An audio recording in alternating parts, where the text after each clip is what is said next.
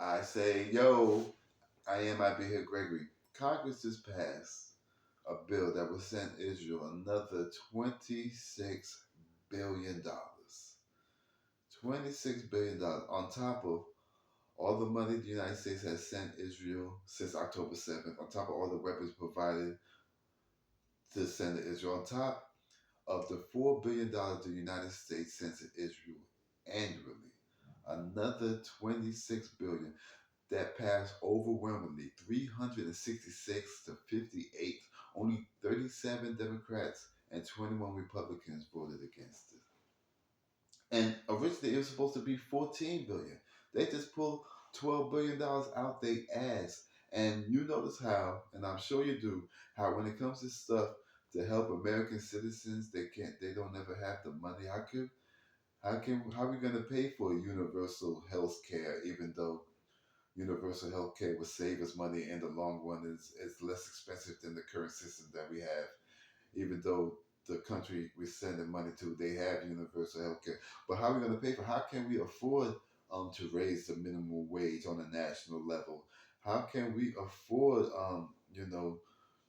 student loan debt forgiveness? The Build Back Better program, which was supposed to be Joe Biden's agenda, what he ran on, they said we couldn't afford that stuff. Like um, it was supposed to add vision and dental to Medicare. It was supposed to have universal child care. It was supposed to have family leave on there, and it was supposed to extend the child tax credit, which actually cut down child poverty by 50%.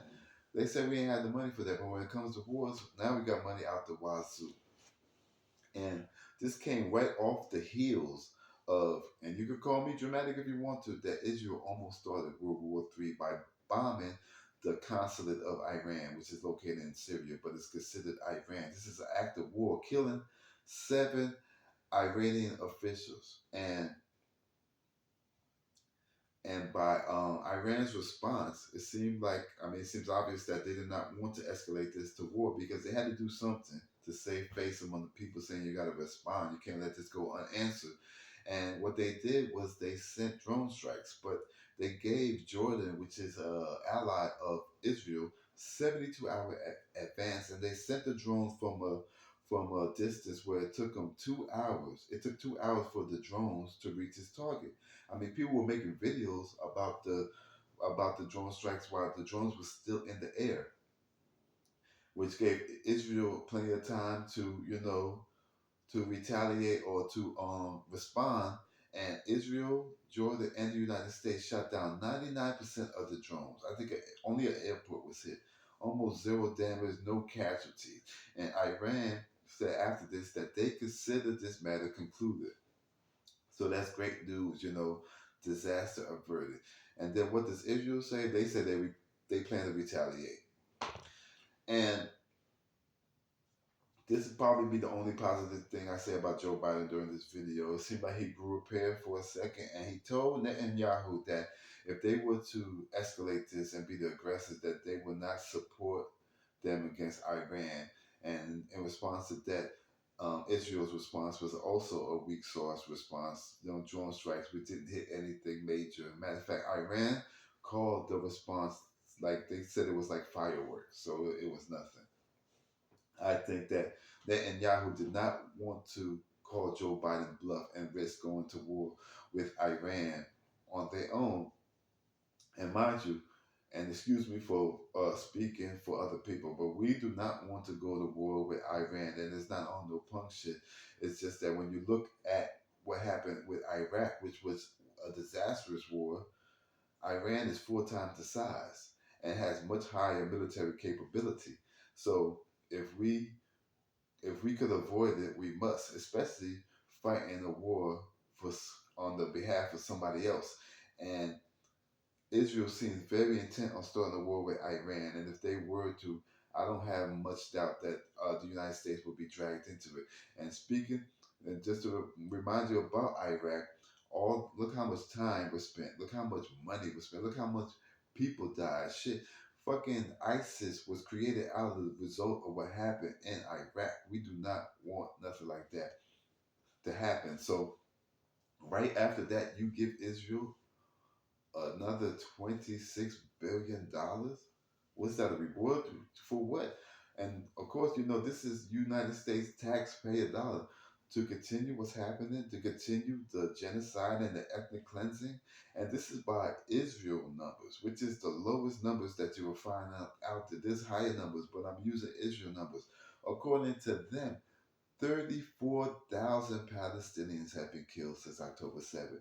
According to them, 25,000 women and children, people under the age of 18. And you giving them more money to do that? To support Joe Biden. Are you trying to win the election? That's not the most important thing out of this situation, but are you trying to win this election? It seems like you're trying to lose. Um, Joe Biden's support among the Muslim community 4 years ago was at 59%. Today it's at 17. And I have no doubt it's probably going to decrease after this. Um, in the primaries in South Carolina, out of all the registered voters, only 4% registered voters came out to vote. In Michigan, which has the highest population among Palestinian Americans, 100,000 people came out and voted, said uncommitted. 100,000 people took the time to get up out of their bed just to say, basically, F you to Joe Biden. And on top of that, you send them another $26 billion.